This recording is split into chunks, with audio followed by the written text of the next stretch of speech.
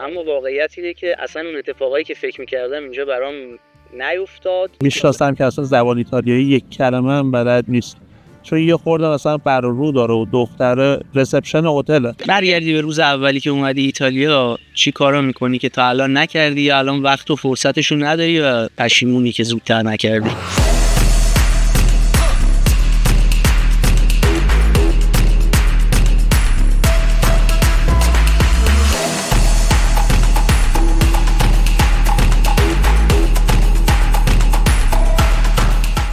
سلام، من معینم، اینم فرزینه. به چی میخوام؟ برای چی اومدی ایتالیا؟ اومدیم که از ایران بزنیم بیرون و درس بخونیم. بعد پیشرفت کنیم. قبلا تو چنل من فرزین رو دیدید توی 3 قسمت ویدیویی که راجع به تجربه بچه‌هایی که از ایران اومدن و ایتالیا زندگی میکنن حرف میزد. چی شد که اومدی اینجا درس بخونی؟ این موقع که والا داشتم بررسی میکردم که اصلا دانشگاه‌های ایتالیا چطورن و کی کجا رو میگیره، سنم به حالتی بود که عملاً آپشن دیگه ای نداشتم. یا باید میرفتم مثلا به سمت شرق آسیا، یا باید میرفتم ترکیه. توی اروپا تنها کشوری که منو میگرفت و سن براش مهم نبود و بورسیه هم میداد روش در واقع ایتالیا بود دیگه. چند سالته مگه؟ الان 37 سالم. چقدر پیر شده. فرزین خودش یه چنل داره که خیلی چنل خفن و باحالیه. در واقع امروز من مهمون فرزینم، نه فرزین مهمون من. به به ولی من دارم صحبت میکنم چون که این ویدیو توی هر 2 تا چنل گذاشته میشه. چنلش رو این پایین میتونین ببینید، چنل من رو هم این یکی پایین میتونین ببینید. خب چی میخونی؟ من اینجا گردشگری، استراتژی گردشگری میخورم. من تا حالا به فکر نکردم که توریسم میشه گردشگری. استراتژی خیلی خارج بودم. کلمات گم شده هیچ مطلب. خب تو بگو چرا اومدی ایتالیا؟ تو 2 سال قبل من در واقع اومدی ایتالیا دیگه. من 2019 اومدم ایتالیا. به خاطر اینکه واقعا کشور رویایی من بود دیگه. یعنی من تمام زندگیم تو فکر این بودم که باید ایتالیا برم. حالا خیلی از بچه‌هایی که الان مهاجرت میکنن خیلی تو این حرفن که وای کاش کشور من یه جوری بود مهاجرت نمیکردم، ولی شخص من به این فکر میکنم که اگر بهترین کشور دنیا هم بودم، بازم یه کاراکتر و یه شخصیتی دارم که اصلا نمیتونم به این فکر کنم که نرم بقیه دنیا رو ببینم. یعنی همین الان که تو میدونی من تو ایتالیا هستم، باز همش میخوام برم جای دیگه رو ببینم. چون واقعا اصلا من باورم نمیشه که چرا مثلا وقتی یک بار زندگی میکنی، چرا مثلا یه بار نباید بری ببینی منهتن چه شکلیه؟ چرا؟ یا چه میدونم چرا نباید بری ببینی که اون فیلم هایی که از آتشفشان‌های ایسلند میاد مثلا از نزدیک چه شکلی هن. برای همین من کلا فکر میکنم آدم مهاجرت از اول بودم و ایتالیا هم خیلی برام رویایی بود. دلیل اصلیش هم خیلی به نظرم به خاطر فوتباله دیگه. من از بچگی به شدت فن میلان بودم و فن ایتالیا. یکی از بهترین خاطرات تمام زندگیم جام جهانی 2006 و نیمه نهایی، حتی بیشتر از فینال، که آلمان رو توی خود کشور آلمان ایتالیا برد و من یادم خیلی دیر وقت شده بود و دویدم توی کوچه‌مون در حالی که همه خواب بودن. من داد می‌زدم بین دیوونه‌ها از خوشحالی. الان بهش فکر می‌کنم چه کاری بود من کردم. اما انقدر خوش شانس بودم که سال 2021 3 سال پیش قهرمانی اروپا رو همینجا توی بودی روم بودم و واقعا رویایی بود. خلاصه اینجوری شد که من اومدم ایتالیا. بازم حرف بزنم خیلی افسردم. نه از رشته‌ات بگو، چون رشته‌ام قشنگ ربط داره به کاراکتر ایتالیا. اینجا میرسیم به پارادوکسی. منم فکر میکردم خیلی ربط داره، ربطم داره، به من ربطی نداره. چه جالب، چقدر جالب. نمیذارن به من ربطی داشته باشه. من تاریخ هنر میخونم، اینجا هم دارم تدریس میکنم، اما واقعیت اینه که اصلا اون اتفاقایی که فکر میکردم اینجا برام نیفتاد، چون صادقانه نمیذارن بیفته. هر کس هم بیاد کامنت بذاره یا بگه که نه اینجوری نیست، من وای میسم میجنگم باهاش، چون واقعا اینجوری هست. آره الان اینجوری شد، گردن کلفتی. به به نمیذارن کارتو بکنی. من همینقدر قاطع اول صحبت میگم. حالا چیزی هم که دقیقاً باعث شد بیام ایتالیا درس بخونم، من ایران سینما میخوندم، میخواستم ارشد بخونم، دقیقاً یادمه رفتم کنکور ارشد دادم و انقدر با چیزایی که من خونده بودم سوالا فرق داشت و واقعا زمان گذاشته بودم، انرژی گذاشته بودم. از آزمون اومدم بیرون، گفتم من دیگه اینجا به هیچ عنوان درس نمیخونم و 1 سال بعد دقیقاً از ایران خارج شدم. الانم هستم اینجا در خدمتشون. کار خوبی هم کردی. از خوبی‌های بعدی ایتالیا بگو. خوبی خیلی زیاد داره، بعدی خیلی زیاد داره. خیلی جالبه، من همیشه پیش اونایی که طرفداری میکنن از ایتالیا متهم میشم که دارم از ایتالیا بد میگم و پیش اون کسایی که از ایتالیا بد میگن همیشه متهم میشم که دارم خوب میگم. به نظر خودم توی یه نتیجه گیری، توی یه برآیند من احساس میکنم که یه چیز متوسط و خاکستری در این مورد میگم و اینجا هم تکرارش میکنم. ایتالیا کشوریه که خیلی واقعا برای مهاجرایی مثل ما که از کشورهای جهان سوم میایم خوب نیست، بدون تعارف خوب نیست. آره یه آمریکایی، یه کانادایی، یه شمال اروپایی میاد اینجا، انقدر همه چی براش فراهمه و انقدر پذیرفته میشه، اصلا باورش نمیشه ما یه سری دغدغه اینجا داریم که برامون حل نشدنیه. ولی برای ما واقعا بهترین مقصد نیست به نظرم، اما از خیلی کشورهای دیگه بهتره. شخصا من اگه تمام زندگیمو توی ایتالیا بمونم بازم خوشحالم، یعنی اوکیه، میشه زندگی کرد. به نظر من زندگی 2 نفره توی این کشور کاملا شدنیه با امکانات خوب. چون میتونی کار داشته باشی، میتونی درآمد داشته باشی، ولی نمیتونی آرزوهایی که داری رو به نظرم این شکلی که دوست داری برآورده بکنی. کشور آرزوهای بزرگ نیست دیگه برای مخصوصا ماها. کسایی که از بیرون دارن میان، آمریکایی و اینا نباشه که اینا خودشون قبول نکنن یا از اتحادیه اروپا نباشه، نمیذارن اصلا به اون میزان حقوقی که تو میخوای برسی. اصلا فقط بحث حقوق نیست که جلو آمریکایی‌ها دلاراست میشن و ما روشونو میکنن اونور. یه واقعیتیه. الان باز باید با یه سری آدم بحث کنن که نه اصلا این شکلی نیست. چرا هست؟ همین شکلیه. کارشون رو راه نمیندازن، به سادگی راه نمیندازن، به سادگی راه نمیندازن. آمریکایی‌ها منبع درآمدشون دیگه از اون سمت دیگه پول اونا خرج میکنن. آره من رفته بودم کاپری، کاپوچینو رو مثلا 8.5 یورو 9 یورو داشتن. ببین آره خیلی گرون بود، یعنی توی روم تو توی جای توریستی هم بخوای بخوری که خیلی گرونه 5 یورو کاپوچینو. 8.5 یورو 9 یورو داشت کاپوچینو رو مثلا میفروخت. بعد آمریکایی برمیگشت میگفت که او مای گاد ایتس سو چیپ. آره خب برای اونا چیپه دیگه، یعنی با درآمدایی که دارن قشنگ میتونن بیان توی اروپا شکار کنن. آره آدم رو شکار کنه.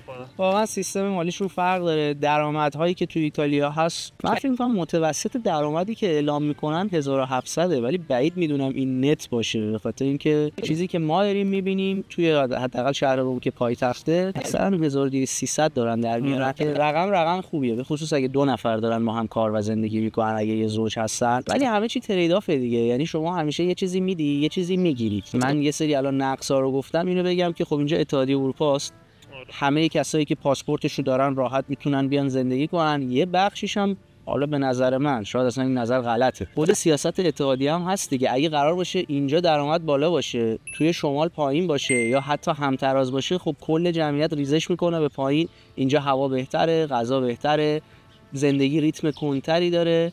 و خیلی طبیعیه که همچین سیاستی هم بچینن. برای خودشون خوبه، یعنی کارهایی که دارن میکنن واقعا برای خودشون خوبه. یکی دیگه از مزایای ایتالیا به نظر من اینه که به هیچ عنوان نمیذاره فرهنگ خارجی غالب بشه. چیزی که واقعا خیلی بروکسل مثلا بلژیک حالت به هم میخوره، یا مثلا فرانسه دیگه افتضاحه. و خب این خیلی خوبه. من خیلی دوست دارم که این کشور بتونه فرهنگ خودش رو نگه داره و برای من جذابه. حس میکنم توی یک کشور غربی دارم زندگی میکنم. تر و خشک با هم میسوزه دیگه. شما توی این موقعیت خارجی هستی، همون خارجی هستی که اینا دوست ندارن ببینن. ولی حس اروپا رو هم نمیده، قبول میکنی؟ به نسبت اون یک کشورهای اروپایی. ببین آره که توی ذهن اکثریت مردم ایران از اروپا هست، اون حس رو بهت نمیده. نه نمیده. ایتالیاست به نظرم. همونطور که بین شهرهای خودشون اسم شهر رو میگن، یعنی مثلا میگم اینجا روم، اینجا ایتالیا نیست. آره. اینجا ناپولیه، اینجا ایتالیا نیست. آره. ولی خب این باز برمیگرده به اون هویتی که حفظ کردن دیگه.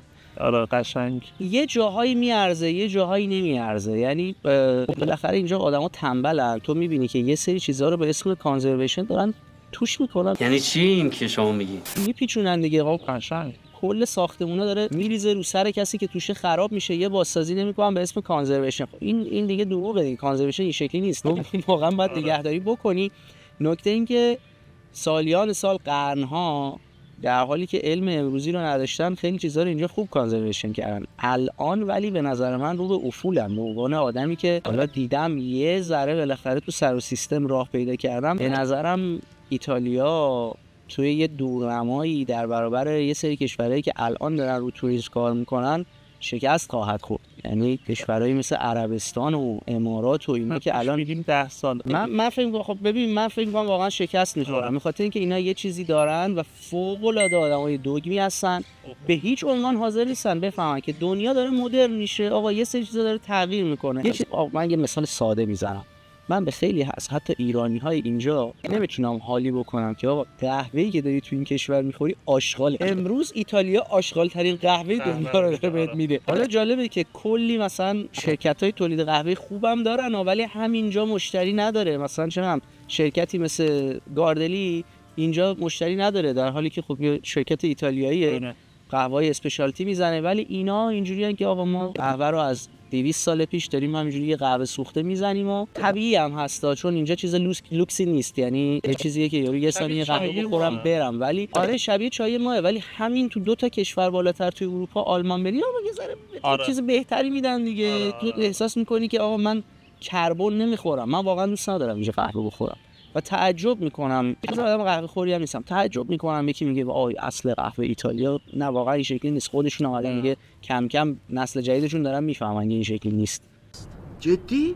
حالا این یه مثال بود، میخوام بگم راجع به همه چی انقدر دوگمن در برابر تغییر مقاومت. چرا اومد اینجا؟ من میگم من فقط اینجا منو میگرفت، به خاطر همین اومدم. بعد یکی از دوستام بود که موقعی که من میخواستم بیام تموم کرده بود از ایتالیا. بعد یه خوردم اون تبلیغ کردم. من اصلا دوران خدمت بودم که شروع کردم کارهای در واقع مهاجرتم و زبان خوندن و اینا رو من تو دوران خدمت شروع کردم. شروع کردیم زبان خوندن و بعد آیلتس گرفتیم و اقدام کردیم. برای من داستان‌ها داره. آخه سال اول نتونستم کلا پذیرش بگیرم چون ددلاین‌ها رو نمیدونستم. سال دوم خوردم پذیرش گرفتم، خوردم به دوران کووید و ویزام طی یک فرآیند عجیب غریبی ریجکت شد. سال سوم من تونستم برسم اینجا. چقدر تو بدبختی. یعنی من با تو داشتم میومدم، سال بعدش با هادی اینا داشتم میومدم، سال بعدش من تازه رسیدم که دیگه اصلا همه بچه‌ها که 2 سال 3 سال بود استه بودن اینجا همه منو میشناختن که یکی هست که 2 سال میاد. خیلی وقت داریم. من یه چیزی هم بگم، ما سر و دستمون یه موقع تکون میدیم چون تو دوربین دیده نشه دیوونه نیستیم، اینجا مگسی.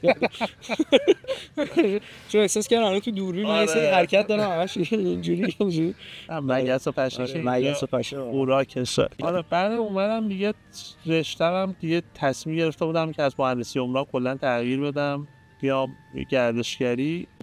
تو رگداتا هم خب خوب میگیره. سال قبلش هم من گرفته بود که ویزام ریجکت شده بود، دوباره اومدم اینجا شدم راضیم. برگردی به روز اولی که اومدی ایتالیا، چی کارا میکنی که تا الان نکردی یا الان وقت و فرصتشون نداری و پشیمونی که زودتر نکردی؟ یک زبان ایتالیاییه. اینو از هر کسی بپرسی که اومده اینجا بهت میگه که باید زبان ایتالیایی از روز اول خوب بخونی، از قبل از روز اول. آره.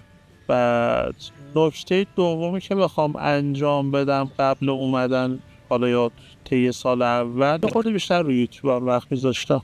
که آره یه خورده بیشتر وقت میذاشتم چون خیلی یه تیکه تیکه مثلا من ویدیو میذارم. حالا قراره که انشالله درست بشه ولی برم روز اول. اینم آدم اهل ارتباطی هستی، فکر کنم به همین دلیل تو هم سوشال میدیا رو دوست داری. من خودم کانکشن خیلی برام مهمه و مسئله اینه که کانکشن اینجا همه چیزه تقریبا. شاید احتمالاً دیگه الان تو همه دنیا همه چیزه. یه دروغ خیلی بزرگی هست که حقیقت هست ولی همه حقیقت نیست. در مورد کار پیدا کردن تو ایتالیا میگن خیلی از کسایی که یه ویدیویی میذارن یا حتی اصلا یه آدم عادی که داره یکی دیگر رو راهنمایی میکنه، چون بحث زبانو کردی، میگم باید زبان یاد بگیری که کار پیدا کنی. میگن که اگه فقط زبان یاد بگیری کار پیدا نمی‌کنی. آره اون شرط لازم هست ولی به هیچ عنوان شرط کافی نیست. حتی تخصص شما هم اینجا شرط کافی نیست و اینجا پول در آوردن به نظر من شدنیه. پول در میاد ولی کار تخصصی که می‌خوای بکنی واقعا نیست. من به عنوان کسی که تاریخ هنر خوندم اینجا نسبتاً هم حالا نه که ادعایی داشته باشم ولی به اندازه کافی خوب هستم که حالا تو اون پوزیشنایی که میخوام کار بگیرم کار پیدا کنم. خدا را هزار مرتبه شکر. معلم مدرسه‌ام نه که ناراضی باشم و دوست دارم، من کلا تدریس رو هم دوست دارم ولی خب دوست داشتم به افقای دیگه‌ای فکر کنم که خب اینجا واقعا منو بازی نمیدن. به عنوان مثال یه مثالش رو بخوام بگم، واقعا موزه گالریای روم که کوچه به کوچه‌ش یا یه موزه است یا چه میدونم یه گالریه یا یه سایت آرکئولوژیه یا دیگه چی نباشه، یه کلیسایی هست که یکی باید اینو پریزرو کنه یا بهش رسیدگی بکنه. خب تو همونا هم به تو کار نمیدن و تو میفهمی که سر کاری دیگه و همینجوری هی بدو آخر سر میچی. این گفتم که حالا بحث زبان شد، بگم که زبان بیاد موثره، جنسیت موثره در کار پیدا میکنه. ببین تا یه حدی آره نمیتونم بگم نه، کارهای ساده تر هم میگیرن.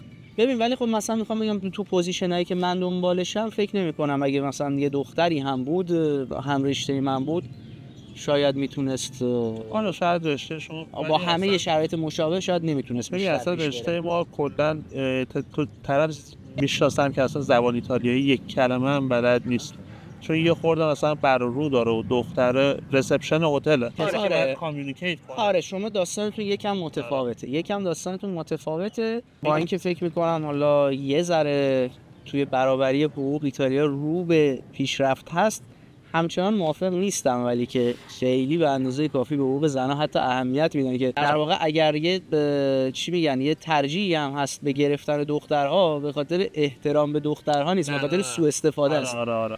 میخوام اینو بگم، مارکتینگشون. آره میخوام بگم که این قضیه سوء استفاده است. این قضیه اصلا نیست که کسی فکر کنه که خب به خاطر اینکه دارن به زنهای احترامی میذارن موقعیت بیشتری براشون باشه. نه، استفاده ابزاری. آره کاملا ابزاریه این چیزا. بچه‌ها اوکیه.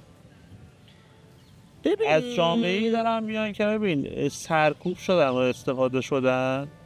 نه مسئله اینه که اگه یک نفر هم این وسط اوکی نباشه که قطعا هستن بیشتر از یک نفر، چقدر بس دور شد خیلی ولی این تبدیل به آزار میشه و اگر اون یک نفر داره آزار میبینه، یک دختر یا یک زنی هست که توی همچین مسئله‌ای آزار میبینه که به نظر من خیلی بیشتر از یک نفر هست، بعد دیگه جالب نیست. یعنی فکر میکنم همین چیزا رو ما دوست نداریم که نمیتونستیم تحمل کنیم، یه بالاخره ولش وارد بحث نمیشه. ایتالیا هستم از اون بود که تو بعد از اینکه اومدی قرار چی بشه و چیکار کنی هم برای خودش جای کلی بحث داره. تو مثلا کشورهایی مثل چه می‌دونم آلمان میری تکلیفت مشخص، از همون روز اول تو باید رزیدنسات رو ثبت کنی و یه داستان جالب بگم. گفت ببخشید میام تو حرفت چون گفتی رزیدنسا. یکی از دوستای ما اسمی برام تو هم میشناسیش 3 سال و نیم اینجا بود، رزیدنسا نداشت و اگر هم می‌خواست نمیتونست داشته باشه به خاطر اینکه دانشجو بود و هرچند هم میگم رزیدنسا چرا مهمه و رفت آلمان اراسموس. توی یک هفته گفت من اینجاست خونم و اونجا بهش رزیدنسا دادن. رزیدنسا شما وقتی دارین توی یک کشور دیگه زندگی میکنین خیلی مهمه، به خصوص توی کشورهای حالا جهان اول اصطلاحاً، به خاطر اینکه قبل از اینکه شما رزیدنسا داشته باشین انگار اینجا وجود ندارین، انگار هرگز مثلا پاتون رو توی اروپا توی ایتالیا نذاشتین. شما سال شمار همه چی براتون از زمانی که رزیدنساتون اینجا ثبت بشه، یعنی بگین من به عنوان یک مهاجر دیگه مهاجرت کردم، اینجا دانشجو فقط نیستم، محل زندگیم اینجاست، از اون موقع حساب میشه. و این کشور عملاً انقدر سنگ جلوی پای شما میذاره که شما نتونی رزیدنسات رو انتقال بدی و خیلی از بچه‌هایی که اینجا دانشجو هستن حالا یا به خاطر بورس یا به خاطر مشکلات خونه‌هایی که پیدا میکنن، حالا تو استان‌های مختلف مشکلات دیگه، همچنان محل زندگی براشون خورده ایران. و خب این یه چیزیه که دیگه واقعا فقط فکر کنم تو ایتالیا تو اروپا اتفاق میفته، توی اتحادیه، یعنی ناراحت کننده است. نمیخوان. از اون ناراحت کننده تر کاملا به نظر من عزمی هست برای اینکه مهاجر متخصص اینجا نمونه دقیقاً. یعنی اینا یه سری کارگر بیجر مواجب میخوان که بزنن تو سرشون، کاملا هم با این قضیه اوکی ان، بقیه برن، یعنی قشنگ اینجوری که ناراحتی برو اینجا تو امکانات نمیگیری. نمیدونم شاید کشور دیگه هم اینجوری هست، حالا به هر حال من تجربه زیست توی آلمان، توی سوئد، توی دانمارک یا هر کشور دیگه که توی اتحادیه هست نداشتم، فقط به هر حال شنیده هاست، ولی به این شدت فکر نمی کنم باشه با توجه به شنیده هایی که دارم. ولی این معنیش این نیست به نظر من که کسی نباید بیاد ایتالیا. یعنی من همه جا میگم که خب آقا اگر شرایط بهتری نیست، تو خودت گفتی که من سنم یه جوری بود که جای اون موقع بهم پذیرش نمیداد. خب اگر شرایط بهتری نیست که خب هزاران بار برای کسی که دوست نداره دیگه تو ایران زندگی کنه اینجا بهتره، یه بار و دو بار هم نه، 100,000 بار بهتره. اصلا دیگه الان وضعیت ارز و اینا جوری شده که بچه‌هایی که پول هم دارن همه، یعنی به سمت ایتالیا متمایلن. اونایی که مثلا برنامه رو گذاشته بودن چون روی کانادا آمریکا، چون باید پول خرج کنن دیگه، اصلا وضعیت از رویه که نمیشه. اکثرا میاد سمتی که آره شهریه دانشگاه رو بتونن صرف کنن، بورس بگیرن. از مزایاش هم بگیم شهریه واقعا در قیاس با کشورهای دیگه شوخیه. یعنی شما اینجا بورس هم نداشته باشی هنوز 1000 یا 1500 شد، بستگی به رشته است، ولی برای ما مثلا 1000 تا 1156 تا 1156 تا. تازه یه چیزی هست اینجا عدد ایزه، فکر می‌کنم اگه ایزت پایین باشه تخفیف می‌گیری 500 خورده 500 خورده‌ای که یعنی عملاً رقمی نمیدی. یعنی شما حتی اگه بورسیست نباشی تو این کشور، امروز که درسم تمام شده به نظر من بورس آفته، خوب نیست، ضرر بورس. ولی حتی اگه بورسیست هم نباشی یعنی شهریه زیادی نمیدی، به لحاظ فشاری که هزینه دانشگاه رود میذاره با آدمایی که بورس ندارن خیلی فرق نداری. حالا ولی خب هزینه زندگیت هست، با اونا اینجوری فرق پیدا میکنی. و خب این از مزایای ایتالیا. یه غلط مصطلحی هم هست متاسفانه واقعا اون بلاگرا و اون دانشجوهای ریلکس بگم بی شرف دیگه، واقعا تعارف ندارم با کسی، که میان این دروغ و تحویل بچه‌ای که تو ایرانن میدن که اینجا تحصیل رایگانه. نه تحصیل تو ایتالیا به هیچ عنوان رایگان نیست. شما بورسیه میگیری، اون اداره بورس در ازای بورسی که شما داری شهریه دانشگاه تو پرداخت میکنه. و اگر بورسیست نباشی که خب اصلا تو خیلی از استانا از اولش نمیشه بورسیست باشی، حالا مشکلاتی دارن که اینجا واضح میکنم،